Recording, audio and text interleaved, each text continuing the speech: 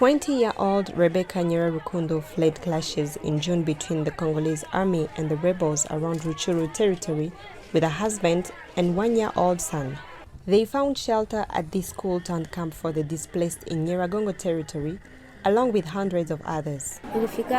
We arrived here on foot because we had no transportation, but had no food. I went 5 days without cooking, and my child became weak. I took him to the health center, but nothing worked. Her son was malnourished, got sick, and on July 17, he died.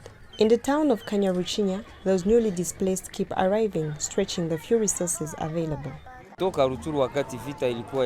Since we have been here, we have had no assistance. I have already buried 4 people because of the lack of water, food, and shelter. We are suffering a lot.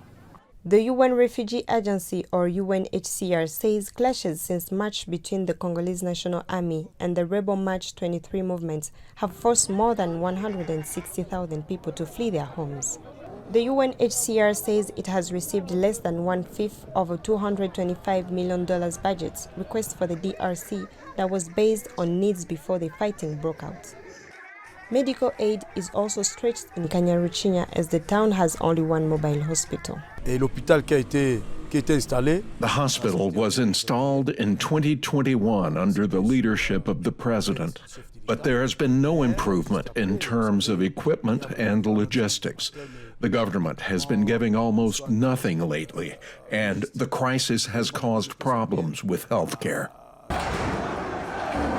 Meanwhile, protests this week against the UN peacekeeping mission in eastern Congo turned violent and left at least 15 people dead. The demonstrators accused the peacekeeping force of failing to stabilize the region and keep them safe.